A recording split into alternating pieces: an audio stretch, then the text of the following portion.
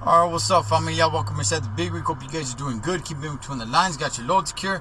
Alright, you know what, man? I was watching Asian Mai today, right? To all the troqueros out there, man, if you guys don't know about Alex on the Asian Mai show, you guys go check him out, man. Damn, just a lot of good stuff right there, man. Anyway, Holmes, he was showing a video of a truck that was fueling up, right? This guy was fueling up his truck. And the driver just went ahead, left it in there, and took off, went somewhere else. I don't know. Now, somebody was saying that, hey, he went to go take a shower, he went to go take a break, whatever it may be. I don't know, man. I don't know what's true or if it's true or not, okay? But he left the nozzle in the tank going. You know, you put the clip there, and it's just, you know, it's just fueling the tank up. And it started overflowing. It started overflowing, and a lot of diesel was just spilling on the ground, man. Gallons and gallons. Somebody decided to take their phone and started recording it, right? So you could see the footage of it, right? Of just a gang of fuel, man, just spilling on the ground. And you know, he asked, hey, have you guys ever done this? It got me to thinking, damn, dog, you know what? Yeah, actually it did happen to me. Not that bad. I'll go ahead and tell you guys a story.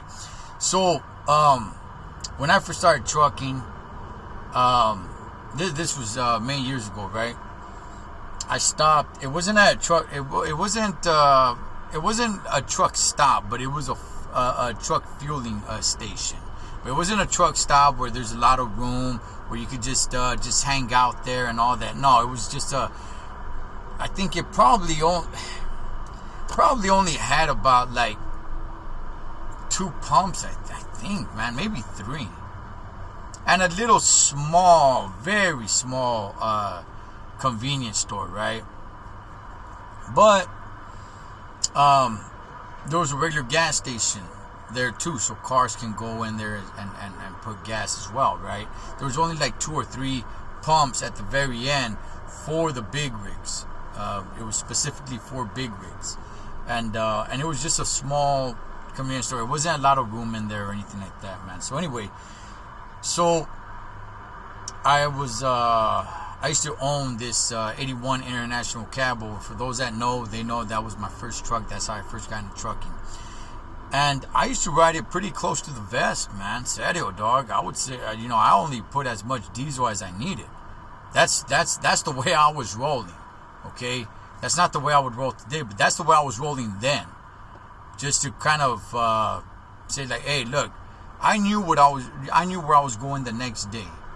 Okay, hauling bottom dumps, you're basically, as construction, you're going from one spot to the other. You're not, you know, going from here to there, now going way over here and coming.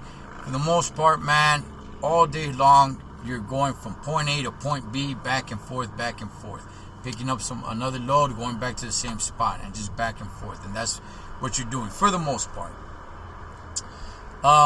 So I just kind of calculate. I just used to kind of calculate and say like, okay, I'm just gonna need this amount of diesel. All right. So anyway, man, this day I was running really low on diesel. Now, on my truck, on this 81 International Cab Over, none of the gauges worked. Most of the gauges, not none of them. Most of the gauges did not work. Orale, DOT, if you're watching, hey, this was many years ago, okay? Most of the gauges didn't work. The only gauges that worked was the temperature, the temp on the motor, and the air gauge, okay? It was one air gauge, I believe, with two arms, right? With 2 little arms, man. I think the green one was the primary, the orange one was the secondary, but it was one gauge. I think that's how it was. Damn it, dog. Hey, a lot's happened between then and now, if memory serves me correct, man. But there's been a lot of life that I've lived between that time. But anyway, so those were the only 2 gauges. So the fuel gauge didn't work, the RPMs, the speedometer, none of that worked. The oil, none of it worked, man. Okay, so again, DOT, hey, this was many years ago, right? So basically, I would just open up the tank and put a bottle down there and see how much fuel I had. And at this point, I was running really, really low. So I said, you know what, man? I'm gonna go ahead. I'm gonna, fill it up. I'm gonna fill it up, man. So, orale. I go in there. I put the nozzles in, and I'm like, okay, cool. I'm gonna put fuel. It's gonna take a minute or two because I'm really low. I'm like really low. So I'm like, I'm filling up both tanks. It's gonna take a minute.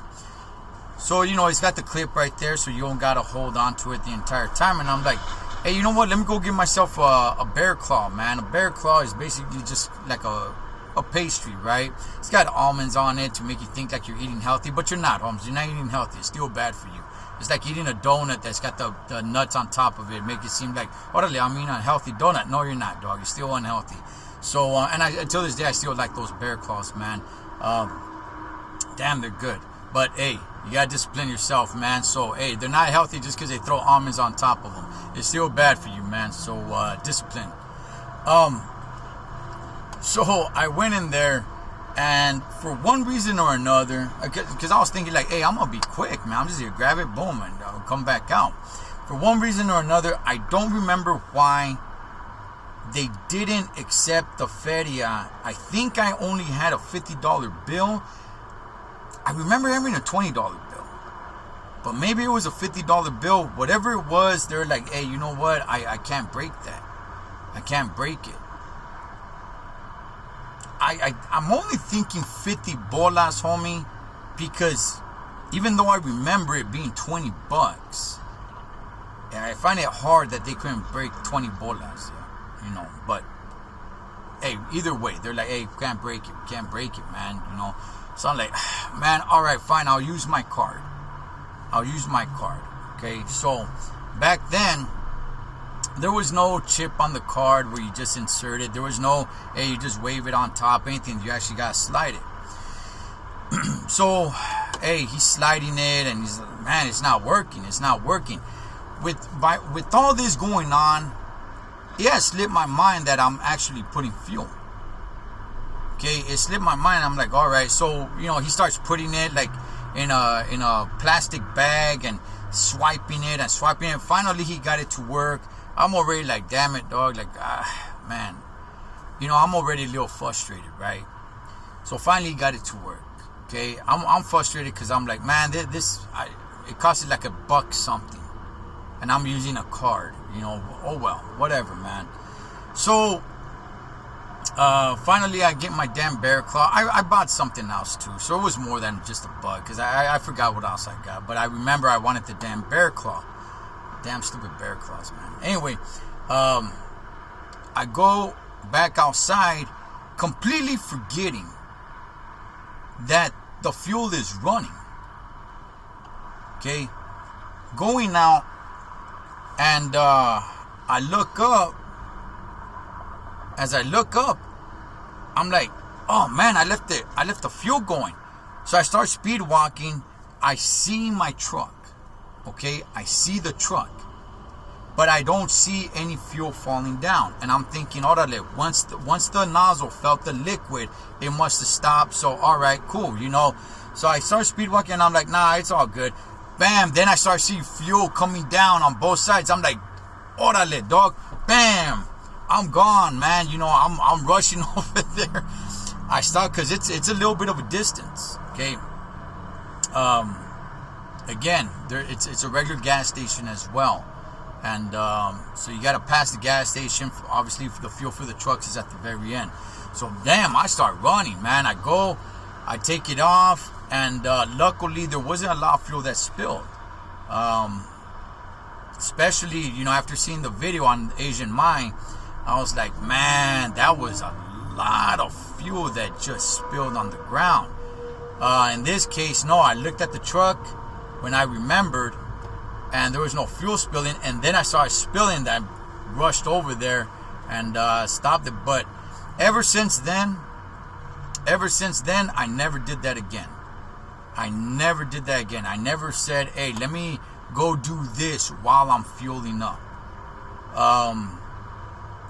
Even if I'm fueling up and I want to do some paperwork, I don't get inside the cab. I take the paperwork outside, and I'll do the paperwork right there, right by the tank. Ever since then, I'm like, this ain't never gonna happen again, man. This is not gonna happen again.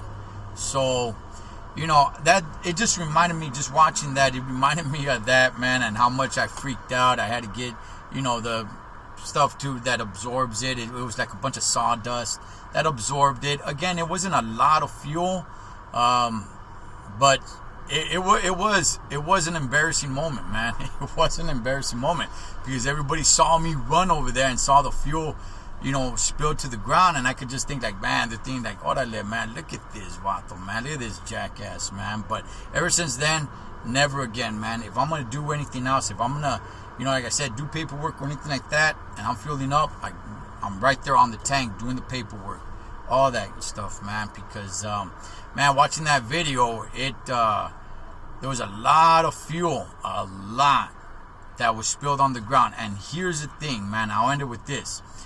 When the person saw that happening in that video, they decided, you know, bust out the phone and record. Okay? They could have gone and stopped it. They could have gone and stopped it. They didn't stop. Now, maybe they did go and stop it. I don't know. But they decided to record and watch, you know, I would think at least 5 gallons fall on the, you know, spilled on the ground for as long as that video that it showed. But there was already a lot of fuel on the ground, man. So but what you're seeing fall down, I think I saw probably about 5 gallons, man, spilled on the ground. And that person could have gone and just ticked the nozzle out. Maybe they did, but they wanted to capture that footage, whatever it may be, man. I would just say, hey, look, if you guys ever see anything like that, you know, help the driver out, get the nozzle out and just put it on the ground. Remind them, hey, I'm putting the nozzle on the ground to remind you what a jackass you are, man.